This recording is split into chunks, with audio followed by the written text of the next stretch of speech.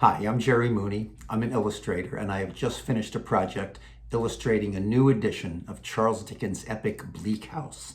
This is a sprawling tale of a court system that is out of control and grinds the rich and poor alike beneath its wheel.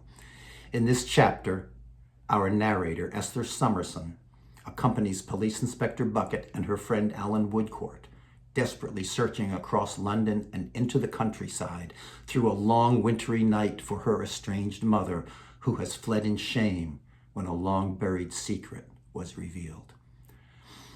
This is Chapter 59, Charles Dickens' Bleak House. I have the most confused impressions of that walk.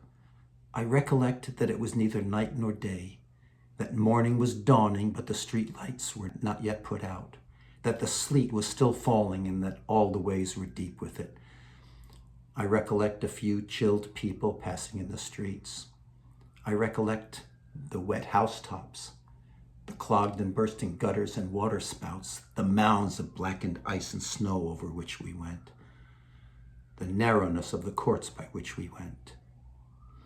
At the same time, I remember that the poor girl seemed to be yet telling her story audibly and plainly in my hearing, that I could feel her resting on my arm, that the stained house fronts put on human shapes and looked at me, that great water gates seemed to be opening and closing in my head or in the air, and that the unreal things were more substantial than the real. At last, we stood under a dark and miserable covered way, where one lamp was burning over an iron gate, and where the morning faintly struggled in. The gate was closed. Beyond it was a burial ground, a dreadful spot in which the night was very slowly stirring, but where I could dimly see heaps of dishonored graves and stones, hemmed in by filthy houses with a few dull lights in their windows, and on whose walls a thick humidity broke out like a disease. On the step at the gate, drenched in the fearful wet of such a place, which oozed and splashed down everywhere, I saw with a cry of pity and horror a woman lying, Jenny, the mother of the dead child.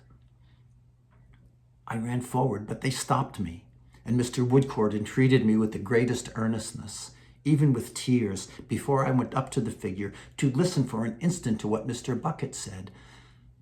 I did so as I thought. I did so as I am sure. Miss Summerson, you'll understand me. If you think a moment, they changed clothes at the cottage. They changed clothes at the cottage. I could repeat the words in my mind, and I knew what they meant of themselves, but I attached no meaning to them in any other connection. And one returned, said Mr. Bucket, and one went on, and the one that went on only went a certain way agreed upon to deceive, and then turned across country and went home. Think a moment. I could repeat this in my mind too, but I had not the least idea what it meant. I saw before me, lying on the step, the mother of the dead child. She lay there with one arm creeping round the bar of the iron gate and seeming to embrace it. She lay there who had so lately spoken to my mother. She lay there, a distressed, unsheltered, senseless creature. She who had brought my mother's letter, who could give me the only clue to where my mother was. She who was to guide us to rescue and save her whom we had sought so far. Who had come to this condition by some means connected with my mother that I could not follow, and might be passing beyond our reach and help at that moment. She lay there, and they stopped me. I saw, but did not comprehend, the solemn and compassionate look in Mr. Woodcourt's face. I saw, but did not comprehend, his touching the other on the breast to keep him back. I saw him stand uncovered in the bitter air, with a reverence for something, but my understanding for all this was gone. I even heard it said between them, "Shall she go?" She had better go. Her hands should be the first to touch her.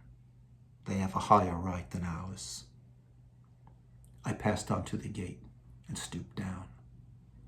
I lifted the heavy head, put the long dank hair aside, and turned the face. And it was my mother, cold and dead.